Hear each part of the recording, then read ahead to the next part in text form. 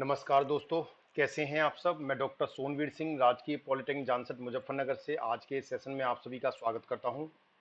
दोस्तों, energy conservation विषय के अंतर्गत आज हम chapter 7 energy conservation building code शुरू करने जा रहे हैं, जिसमें आज के सेशन में will discuss about the introduction to energy conservation building code. ECBC बोलते हैं इसको। तो आज हम ECBC energy conservation building code क्या होता है आज इसका अध्ययन करेंगे। जो भी स्टूडेंट आज चैनल से पहली बार जुड़े हैं उनसे निवेदन है, कृपया चैनल को सब्सक्राइब कर लीजिए और नीचे बने बेल आइकन्स को क्लिक कर लीजिए, जिससे आपको लेटेस्ट अपडेट्स और नोटिफिकेशंस प्राप्त होते रहें। So when we talk about the energy conservation building code, जिसे हम ECBC बोलते हैं शॉर्ट में, the Energy Conservation Building Code is one of such initiative. ECBC was developed as per one of the mandates of Bureau of Energy Efficiency under the Energy Conservation Act 2001. यानी energy conservation building code को जो develop किया था वो bureau of energy efficiency के द्वारा energy conservation act 2001 जो था उसके अंतर्गत इसको डेवलप किया गया था। इसको जो ministry of power government of India ने मई 2007 में बिल्डिंग सेक्टर को में और एनर्जी को इफिशियंट यूज के लिए इस कोड का निर्माण किया था, जिससे कि ज़्यादा से ज़्यादा जो बिल्डिंगें हैं वो एनर्जी इफिशियंट हों। ठीक है, तो इसीलिए इसको जो ECBC है, इसको एक स्पेशलिस्ट की एक कमेटी थी जिसने इसको इम्प्लीमेंट किया था, मतलब एक तरह डेवलप किया था। ठीक है, और जिसे United State agency for international development का भी समर्थन मिला। ठीक है, और which empower the central government to define norms and standard for energy consumption. तो इस एक्ट के तहत और इस एनर्जी कंजर्वेशन बिल्डिंग कोड जो डेवलप किया गया था, इसके तहत गवर्नमेंट को, सेंट्रल गवर्नमेंट को काफ़ी नॉर्म्स और स्टैंडर्ड एनर्जी कंजप्शन के लिए बना। इसके तहत the energy conservation building code which addresses the design of new and large building to optimize their energy demand. यानी इस एनर्जी कंजर्वेशन बिल्डिंग कोड का जो मेन पर्पज था कि जब भी कोई नई बिल्डिंग, बड़े लेवल की, बृहद लेवल पे अगर कोई बिल्डिंग का निर्माण हो रहा है तो उसको इस तरह से डिजाइन किया जाए, उसको कि उसमें ऑप्टिमाइज किया जाए कि उसमें कम से कम एनर्जी की डिमांड रहे, है ना। इस तरह से उसको डिमांड किया जाए। तो demand will be adjusted in its application, incentive provide for retooling existing building stock. तो यानी कि एक तो नई बिल्डिंग अगर कोई बन रही है तो उस बिल्डिंग का निर्माण इस तरीके से हो कि उसमें एनर्जी की डिमांड कम से कम हो। ठीक है, वो कैसे होगी वो अभी हम आगे इसी सेशन में डिस्कस करेंगे। इसके साथ साथ जो एग्जिस्टिंग बिल्डिंग है उनमें भी रीटूलिंग के माध्यम से उनको भी रीडिजाइन करके और उनमें एनर्जी की जो डिमांड है वो कम की जाए। और एनर्जी की डिमांड कब होगी? जब हमारी एनर्जी की सेविंग होगी। एनर्जी की अगर हम बचत करेंगे तो हमारी डिमांड भी ऑटोमेटिकली डाउन होगी। The energy code specify the insulation level in the floor, ceiling and walls and requirements in स्टीट to seal the building against air leakage and moisture migration. यानी कि बिल्डिंग को हमें इस तरीके से डिजाइन करना होता है कि उसमें इंसुलेशन लेवल उसका प्रॉपर हो। इंसुलेशन लेवल का मतलब है कि अगर अंदर का जो वातावरण है वो बाहर की तरफ ना जाए, बाहर का वातावरण बिल्डिंग के अंदर ना आए, इस तरह का इंसुलेशन हो।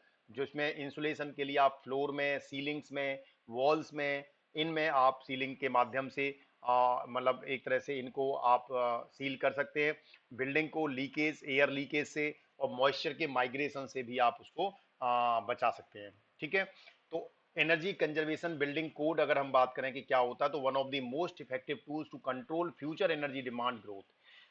यानी भविष्य में हमारी जो एनर्जी की डिमांड है वो कंट्रोल में रहे, ज्यादा ना बढ़े, उसके लिए एनर्जी कंजर्वेशन बिल्डिंग कोड को डिजाइन किया गया। It deliver significant cost energy saving to building owners and users. तो इस एनर्जी कंजर्वेशन बिल्डिंग कोड के माध्यम से जो भी बिल्डिंग के ओनर्स हैं और यूजर्स हैं उनको काफी एनर्जी की सेविंग होती है, while improving comfort and air quality. ठीक है, और इसके साथ साथ उनको कंफर्ट भी प्राप्त होता है और एयर क्वालिटी भी इंप्रूव होके मिलती है।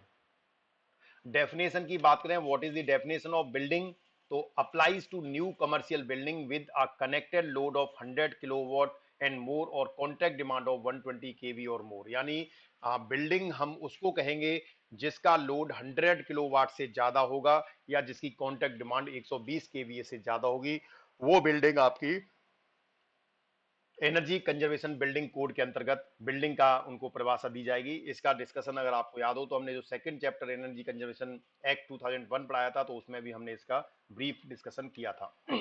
Introduces passive design features such as daylight requirements and shading provision, यानी कि जो बिल्डिंग है उस बिल्डिंग को हमें इस तरीके से डिजाइन करना है कि उसमें डे लाइट रिक्वायरमेंट्स रिड्यूस हो, यानी दिन में आपको नेचुरल लाइट मिले, और शेडिंग के प्रोविजंस हों जिससे सनलाइट डायरेक्ट आपकी बिल्डिंग के अंदर ना आए।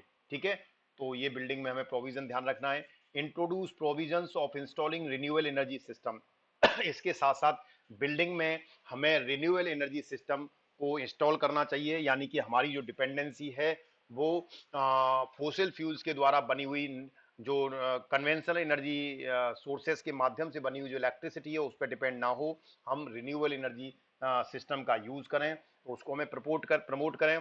Sets minimum energy efficiency standard for design and construction. ठीक है, इसके लिए हमें जो भी उसके मिनिमम एनर्जी इफिशियंसी के स्टैंडर्ड्स हैं और डिजाइन है एंड कंस्ट्रक्शन है, उसको हमें सेट करना होगा, उसको हमें एक मानक निर्धारित करना पड़ेगा। एंकरेज एनर्जी इफिशियंट डिजाइन और रिट्रोफिट ऑफ बिल्डिंग, यानी कि बिल्डिंग के लिए हमें एनर्जी इफिशियंट डिजाइन को एंकरेज करना होगा।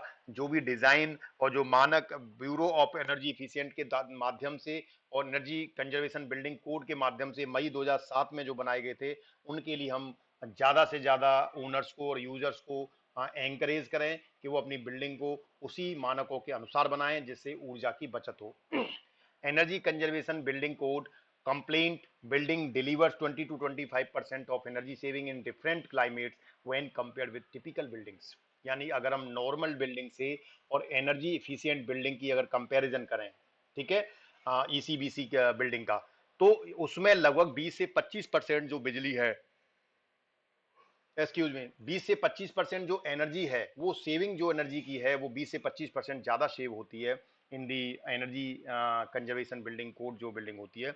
Energy conservation act 2001 provides legal framework and institutional setup for energy efficiency policy including energy conservation building code, यानी जो आपका एनर्जी कंजर्वेशन एक्ट 2001 है उसी में ये प्रावधान किए गए हैं कि एनर्जी कंजर्वेशन बिल्डिंग कोड के लिए क्या मानक होंगे, क्या उसकी एनर्जी इफिशियंसी पॉलिसी होगी, ये सारा कुछ एक्ट 2001 में निहित है। According to energy conservation act 2001, energy conservation building code is used for commercial building and it has following building system, यानी इसको जनरली ईसीबीसी जो है ये आपका एक जो आपकी कॉमर्शियल बिल्डिंग है ना, उसके लिए प्रयोग किया जाता है। यानी वाणिज्यिक जो बिल्डिंग होती है उनमें, क्योंकि जिनमें 100 किलोवाट से ज्यादा का लोड या 100 केवीए रेटिंग से ज्यादा का लोड होता है 120 केविंग से, वहां पर इसका प्रयोग किया जाता है। The provision of this code is applicable, अब जो ईसीबीसी कोड डिजाइन किया गया है एनर्जी कंजर्वेशन बिल्डिंग कोड, वो किस किस बिल्डिंग पर अप्लाई होगा। ठीक है, तो building envelope except for conditional storage space और वेयर हाउस, यानी ऐसी बिल्डिंगों पर ये भवन ये कोड जो है वो लागू होगा जो आपके बिल्डिंग एनवलप हैं, बिल्डिंग के एक तरह से आवरण है, उनमें उनमें हमें जो अनकंडीशनल स्टोरेज है और जो स्पेसेस है और जो वेयर हाउसेस हैं उनको हमें इसमें कंसीडर नहीं करना। Mechanical system and equipments including HVAC, और इसके साथ साथ जो मैकेनिकल सिस्टम है या जो इक्विपमेंट है including heating ventilation and air conditioning, इन सब इक्विपमेंट को कंसीडर करते हुए जो मैकेनिकल सिस्टम है उन पे भी ये एप्लीकल होता है। Fine. Service hot water and pumping, ठीक है, जो भी ऐसी सर्विस जिसमें पानी को गर्म करना, हॉट वाटर या पंपिंग करना, वहां पर भी ये इंप्लीमेंट होता है। Interior and exterior lighting and electrical power and Motors, जो इंटीरियर जो अंदर जो लाइटिंग है और बाहर जो लाइटिंग है या इलेक्ट्रिकल पावर एंड मोटर्स हैं उन पर भी ये एप्लीकेबल होता है। ECBC and its silent feature, energy conservation building code के साइलेंट फीचर्स क्या हैं? तो सबसे पहला है बिल्डिंग एनवलप। ठीक है, तो जो बिल्डिंग एनवलप है वो आपका जो बिल्डिंग का जो आवरण है, बाहरी आवरण है जिसमें वॉल है, रूफ है, विंडो है, ये जो है वो आपके प्रॉपर होने चाहिए। ठीक है, नहीं कि यार ये भवन भवन के जो आपकी बिल्डिंग के जो आवरण हैं जिसमें दीवार है, छत है, विंडो है, खिड़कियां, ठीक है, ये इनमें एक आपका थर्मल जो डिस्प्ले है उसकी आवश्यकता होती है। दूसरा सेकंड है नेचुरल डे लाइटिंग, यानी आपके घर के अंदर जो लाइटिंग है वो नेचुरल, जो प्राकृतिक लाइट है, जो सनलाइट है वो प्रॉपर आनी चाहिए जिससे आपको दिन के समय में आर्टिफिशियल लाइट की आवश्यकता ना पड़े। ल्यूमिनियर एंड लैंप, ठीक है, जैसे कि ये प्रॉपर आपको लाइटिंग मिले। तीसरा क्या, heating, ventilation and air conditioning, chiller and air distribution system, ठीक है। तो जो आपका एचवीएसी प्रणाली है, सिस्टम है, चिलर है और एयर कंडीशनर है, उसकी जो एनर्जी का जो डिस्ट्रीब्यूशन है वो प्रॉपर हो उसमें। देन इलेक्ट्रिकल सिस्टम, ठीक है, लेबलिंग फॉर ईच सब सिस्टम एंड सिस्टम, ठीक है, हर एक सिस्टम की, सब सिस्टम की प्रॉपर लेबलिंग हो। The Energy Conservation Building Code has been finalized after extensive consultation with all stakeholders by a committee of experts constituted by BEE for this purpose. यानी energy conservation building code को जो design किया गया था वो ये extensively consultation के साथ में जो स्टेक होल्डर थे उनके साथ कंसल्ट करके और एक कमेटी का निर्माण करके बीईई के द्वारा इसको डेवलप किया गया था। The ECBC has been developed to cater to 5 different climatic zones in the country as in NBC. These climatic regions are, यानी कि जो एनर्जी कंजर्वेशन बिल्डिंग कोड है इसको जनरली पूरे देश में लागू करने के लिए जो हमारी वेदर कंडीशंस हैं, डिफरेंट वेदर कंडीशंस है, उसके अनुसार हमारे पूरे देश की जो जलवायु है, जो क्लाइमेट है, उसको 5 भागों में डिवाइड किया गया था, ठीक है। वो क्लाइमेट कौन कौन से हैं डिफरेंट रीजन में, जैसे कंपोजिट क्लाइमेट, कंपोजिट क्लाइमेट जहां मिला जुला आपका क्लाइमेट होता है, जलवायु होती है, मिला जुला असर होता है, उसे कंपोजिट क्लाइमेट बोलते हैं, जहां का वातावरण और जलवायु जो परिवर्तन है वो लगातार बदलता रहता है, सभी तरह का मौसम वहां मिलता है। जैसे उस रीजन में दिल्ली को कंसीडर किया गया कंपोजिट क्लाइमेट के लिए।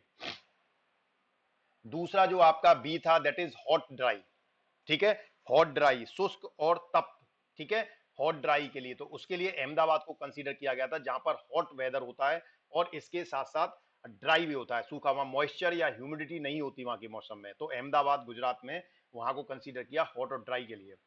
तीसरा होता है वार्म और ह्यूमिड, गर्म लेकिन गर्मी के साथ ह्यूमिडिटी भी हो, ठीक है, तो वो ऐसा होता है आपका वेस्ट बंगाल में कोलकाता। चौथा जो रीजन है आपका वो मॉडरेट टेम्परेचर है जो बेंगलोर का है, ठीक है, ना ज्यादा गर्मी ना ज्यादा सर्दी, एक मीडियम रेंज में जहां का क्लाइमेट रहता है। और पांचवा जो है वो कोल्ड है जहां सर्दी का है, जिसे शिलोंग को कंसीडर किया गया है, ठीक है। तो इस तरह से हमारे पूरे देश में, भारत देश को 5 जलवायु परिवर्तन, 5 प्रकार के जलवायु को कंसीडर करते हुए और ये कोड का जो है निर्धारण किया गया। ECBC code is not applicable on the following, अब ईसीबीसी कोड कहां अप्लाई नहीं होता, building that do not use either electricity और फोसिल फ्यूल, ऐसे भवन जो ना तो बिजली का प्रयोग करते हैं और ना ही किसी तरह के जीवाश्म ईंधन का प्रयोग करते हैं, ऐसी बिल्डिंगों में energy conservation building code applicable नहीं होता, लागू नहीं होता है। दूसरा, equipment end portion of building system that use energy primarily for manufacturing process, ऐसे उपकरण या ऐसे बिल्डिंग के भाग जहां पर ऊर्जा का प्रयोग मैन्युफैक्चरिंग निर्माण के प्रोसेस के लिए हो रहा है, वो वाला भाग भी एनर्जी कंजर्वेशन बिल्डिंग कोड के अंतर्गत नहीं आता। Where this code is found to conflict with safety, health और एनवायरमेंट कोड, कहां पर लागू नहीं होगा, ऐसी जगह पर ये कोड अप्लाई नहीं होगा जहां पर कुछ कॉन्फ्लिक्ट होंगे, जैसे सेफ्टी को लेकर कोई दिक्कत होगी, स्वास्थ्य को लेकर कोई समस्या है, या वातावरण को लेके इन इन सेफ्टी, हेल्थ और एनवायरमेंट के कोड को लेके अगर इनके कोड का इन कोड के साथ में कोई कॉन्फ्लिक्ट है तो वहां पर भी ये एप्लीकेबल नहीं होता।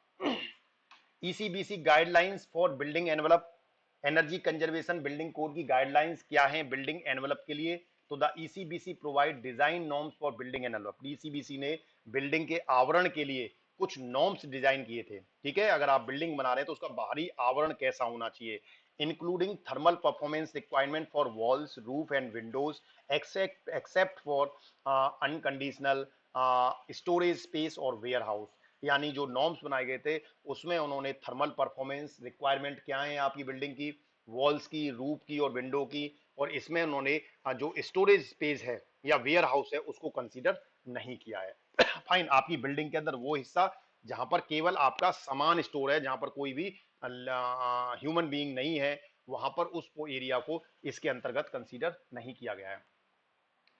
अगला है lighting system, interior and exterior lighting system including day lighting and lamps and luminaries performance requirement. तो लाइटिंग सिस्टम जो है वो भी आपका उसके लिए भी स्टैंडर्ड डिजाइन ये ध्यान रखना है बिल्डिंग एनवलप का कैसे होना चाहिए। तो this is the basically building envelope. ये एक बिल्डिंग आपको दिखाई दे रही है जिसका बाहरी आवरण देखें तो इसको बड़े मतलब एक तरह से हम ये कहते हैं कि this is design according to energy conservation building code, ECBC के मानकों को ध्यान में रखते हुए इस बिल्डिंग का निर्माण किया गया है। इसीलिए इसमें टेक्स्ट में जो आपको लिखा हुआ वो सारी फैसिलिटीज के अंदर अवेलेबल है, जैसे reflective roof coating and pigments, यानी इसकी जो छत है वो इस तरह की है कि रिफ्लेक्टिव कोटिंग है, इस पे अगर सनलाइट इस पे आएगी तो वो रिफ्लेक्ट हो जाएगी, तो इसमें जो है ये जो गर्मी है या सन की जो हीट है वो इसके अंदर ट्रांसफर नहीं होगी। इसके साथ साथ एयर बैरियर्स भी लगे हुए हैं अगर बहुत ज्यादा तेज हवाएं चलती हैं तो उसका भी इफेक्ट नहीं होगा इस पे। Air sealing spray form caulks and sealants, ठीक है। Plastic windows frames and warms edge spaces, proper window है, देखें सभी में विंडो प्रॉपर लगी हुई हैं।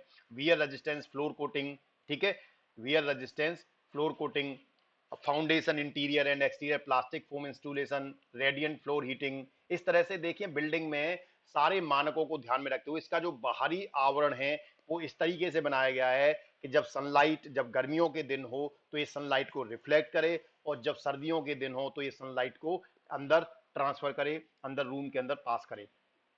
तो बिल्डिंग एनवलप क्या होता है? The simplest definition of a building envelope is the exterior part of your house design to repel the elements, यानी आपकी बिल्डिंग के बाहरी आवरण जिसको डिजाइन किया गया है बाहरी वातावरण को प्रतिकर्षित करने के लिए, बाहर की जो चीजें हैं, मान लो सनलाइट आ रही है, बरसात आ रही है, धूप आ रही है, उस सभी से इसको जो है वो सुरक्षा प्रदान करता है। बिल्डिंग एनवलप सीलिंग क्या होता है? The following area of the enclosed building envelope shall be sealed, chalked, called, यानी कि जो आपका बिल्डिंग का जो एरिया है, एंक्लोज बिल्डिंग एनवलप है, वो डेट विल बी शील्ड, वो शील होना चाहिए। गैस्केटेड और weather strip to minimize air leakage, जिससे कि आपकी बिल्डिंग में एयर लीकेज कम से कम हो। Joints around fenestration and door frames, जो आपके जॉइंट्स हैं जहां पर डोर फ्रेम्स हैं वहां पर से कोई भी एयर का लीकेज ना हो। Opening between walls and foundations and between walls and roofs and wall panels, यानी आपकी वॉल्स और फाउंडेशन के बीच में जो गैप आ जाता है, वॉल्स और रूफ के बीच में जो गैप आता है और वॉल्स और पैनल्स के बीच में जो गैप आता है उसको भी आपको सील करना है, उसमें भी कोई एयर लीकेज नहीं होना चाहिए। Opening at penetration of utility services through roofs walls and floors, ठीक है। और इसके अलावा जो penetration of utility services through roofs walls and floors, ठीक है। Then side built penetration and door, ठीक है। building assemblies used as ducts or plenums and all other opening in the building envelope। तो बिल्डिंग असेंबलीज जो है उसमें जैसे duct है, प्लेनम है, ऑल अदर ओपनिंग है, वो सब आपको उसमें उनको सबको सीलिंग करनी है proper. Basics of envelope design, जो एनवलप है उसकी डिजाइन करने के लिए बेसिक्स क्या है? जैसे हमने कहा हमारा बाहरी जो आवरण है आपकी बिल्डिंग का वो डिजाइन प्रॉपर होना चाहिए, तो उसके लिए क्या बेसिक्स हैं? Like building envelope material, building envelope design is also dedicated by climate, culture and available resources। यानी जैसे हम like building envelope material, जो बिल्डिंग का जो एनवलप बाहरी आवरण उसके मटेरियल, बिल्डिंग एनवलप की डिजाइन, ये दोनों चीजें किस पे डिपेंड करती हैं? आपके क्लाइमेट पर, कल्चर पर और अवेलेबल रिसोर्सेज पर, ठीक है, इन पे ये डिपेंड रहती हैं। However, it is agreed that the basic design must establish structure support, climate control, function and aesthetic, यानी कि जो बिल्डिंग है उसका जो बाहरी आवरण है वो इस तरीके से डिजाइन होना चाहिए, उसका स्टैब्लिश स्ट्रक्चर इस तरह का हो जो सपोर्ट करे आपकी क्लाइमेट के कंट्रोल को, क्लाइमेट कंट्रोल करे, फंक्शनिंग प्रॉपर हो, ठीक है। The design refer to the architectural engineering and technical applications of material use, ठीक है। जो भी मटेरियल बिल्डिंग के कंस्ट्रक्शन में यूज किया जा रहा है उसमें टेक्निकल जो एप्लीकेशंस हैं, जो मटेरियल यूज हो रहा है उसको प्रॉपर उसका एक तरह से उसकी प्रॉपर एप्लीकेशन यानी मूल्यांकन हो।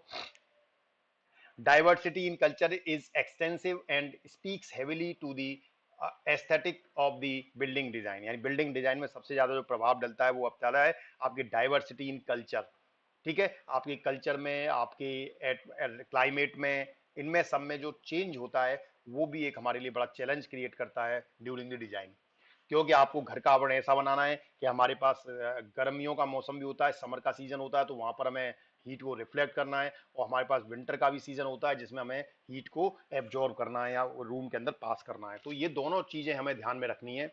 Variation in available resources is vast and dependent on the numerous variables. ठीक है, तो variable in the available resource है, जो भी हमारे पास रिसोर्स अवेलेबल है उनमें जो वेरिएशंस है, ठीक है, वो हमारा डिपेंडेंसी जो है वो एक चैलेंज क्रिएट करती है डिजाइन में। Climate is often one of the largest influence on the design of a building envelope. जो क्लाइमेट है, आपका जो जलवायु है, वो भी एक बड़ा बहुत बड़ा चैलेंज क्रिएट करती है। Climate can be categorized and directly impact that the structural support system, form of climate control and how the building envelope need to be function। जो क्लाइमेट है उसको भी, जो जलवायु है उसको हम करेक्टराइज कर सकते हैं, उसका सीधा सीधा प्रभाव होता है आपके स्ट्रक्चरल सपोर्ट पर। यानी कि आप जो भी भवन का निर्माण कर रहे हैं, उस भवन का जो निर्माण कर रहे हैं उसका जो स्ट्रक्चर है उस पर सीधा सीधा आपके क्लाइमेट का फर्क पड़ता है। तो form of the climate control and how the building envelope need to be function, तो हमें इसका ध्यान रखना है और एनवलप के डिजाइन को कंसीडर करते हुए ही हमें आगे इसका डिजाइन करना है। So this is all about the energy conservation building code, building envelope, building ceiling. ठीक है, बेसिक्स ऑफ एनवलप बिल्डिंग, ये सारी चीजें हमने देखी कि क्या क्या होती हैं। So this is all about the energy conservation building code। so thank you very much, thanks for your patience।